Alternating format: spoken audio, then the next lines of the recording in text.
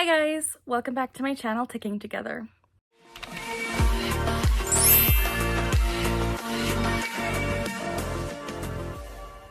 Ugh. As always, the goal of this channel is to provide education about and to raise awareness as to what it's like living with Tourette syndrome. My name is Carly, I am 24 years old, and I was diagnosed with Tourette syndrome at the age of 12.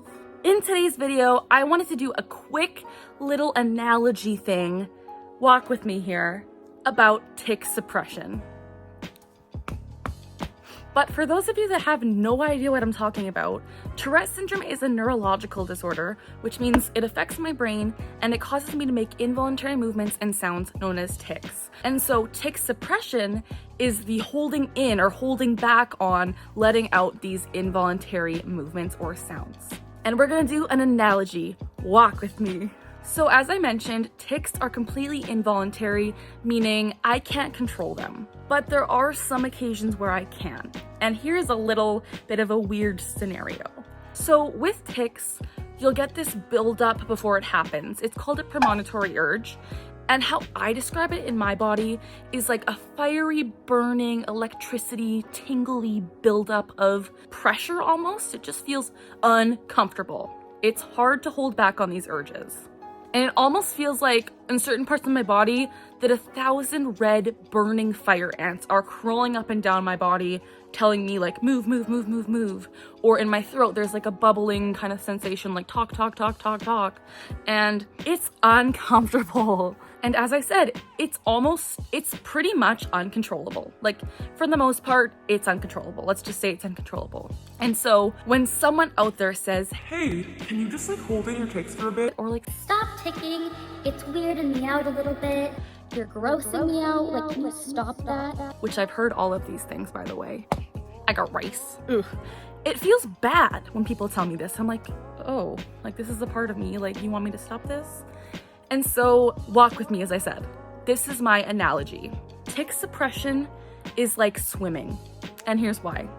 When you're holding in your tics, all of your focus is on holding in your tics. Like your brain is completely focused on don't tick, don't tick, don't tick, don't tick, don't tick. You may be doing other things around you, like in school or at work or in a movie theater or in public or even in your room. You may be doing things that need your attention, but as I said, your brain is just don't tick, don't tick, don't tick, don't tick, don't tick. Meanwhile, you're getting all these premonitory urges, these bubbly build-up sensations in your body, and it hurts, it's uncomfortable. But you're preventing doing something that is natural to your body. That's the key word. It's natural to us to tick. And so, swimming, hear me out. When you're swimming, you hold your breath. And breathing is a natural phenomenon in human beings. We need to breathe to live, guys. I'm sure you know this. This is basic human stuff. And so when we're swimming, we hold our breath for as long as we can because we're underwater. We can't breathe underwater, but we need to hold our breath underwater because if we don't, we'll face repercussions. We could drown. We could literally drown. We could get, it could be horrible. There could be severe consequences if you hold your breath for too long. And so while you're swimming, you're focusing, you're doing your strokes, you're swimming, and you're focusing on, I gotta get there so I can let out that next breath. I just gotta keep going so I can come up out of the water and take a breath, go down again and keep going, keep going, keep going. You're treading water. If you're in the deep end, you're doing something besides just being in water. You're holding your breath while kind of moving around, treading water, doing a breaststroke, whatever. And you're holding your breath, which is a natural human thing. Breathing is so important. It is the most important part of life. We need breathing. We need to breathe. And so walk with me here. Tic suppression is like swimming in the way that when we hold in our tics, we're holding in something that is natural to our body. And if you're swimming in the deep end and you're gonna have a contest with your friend, like, let's see who can hold our breath for the longest, I'm sure we've all done it as kids. You go underwater and you go, and after a while you begin to panic. You're like, and you get that panic in your chest, like, I can't hold this much longer. For me, that's how tic suppression feels. When I'm holding in a tic for too long, I get panicky, I get uncomfortable. It feels like I might die because I'm not doing something that's natural to my body.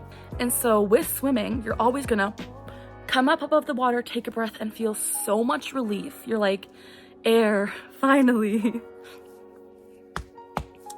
I got rice. And it's just nice.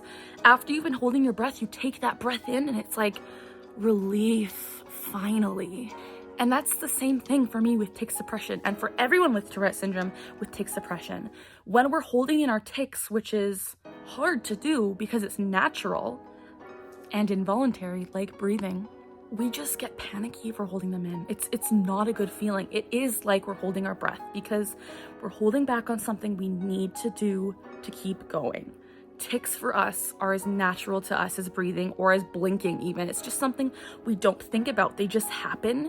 You can see I tic throughout this video and I'm carrying on with my day. I'm carrying on with my conversations because it's not that big of a deal. It's part of my life. And so just keep in mind the swimming analogy next time you think about tic suppression, because I'm sure a lot of you guys have swam. And if you haven't swam, you've probably held your breath before for some reason or another.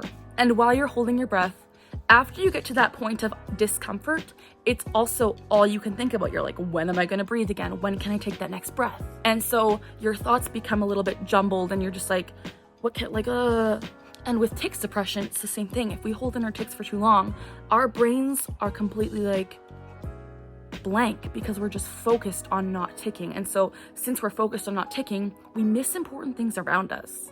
And the thing is, we're not swimming. It's not something where we just have to have fun in the water or just splash around. Like, we're doing our everyday lives. We're in school, we're at work, we're walking our dog, we're going to the movies, we're doing stuff like that where we need to be present. And while ticking, we are present. But when we're holding in our tics, we're not present. So this is why tic suppression is so harmful and why you should never encourage tic suppression. Because I'm sure you as a viewer can relate to the feeling of holding your breath and getting that panicky, like, when can I take the next breath? Especially if you're underwater and you can't physically take a breath. It's scary almost. And because of that, this is my analogy for tic suppression. Not ticking is really, really harmful, so uncomfortable, and we get panicked because it's just a natural thing for us. I really hope this makes sense to you. It was kind of a shorter video, but I just wanted to make something relatable to all of my viewers about tic suppression because I got rice.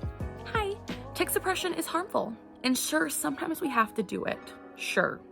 But for the most part, society needs to accept us for who we are. And I wish I never had to suppress my tics, but I'm just uncomfortable with my tics. I'm still not to a place where I feel like I can tic loud and proud, but I want to get there. If you like this video, please give it a thumbs up. I would really appreciate that. I love you guys so much. You are so genuine, and I would appreciate if you would leave a comment saying hi, because I read all your comments and I love them. Or let me know if this analogy makes sense, if I could tweak a little bit. I just want to start a conversation with you guys. I read every single one of your comments and I love them, and you guys just make my day every single day. Please subscribe to my channel and ring my notification bell to stay tuned to all of my content about Tourette syndrome awareness. I post educational content, some of my life stories with Tourette's, and just educational stuff, debunking myths and breaking the stigma. Thank you so much for watching. As always, we're learning together, we're laughing together, and we're ticking together. Bye!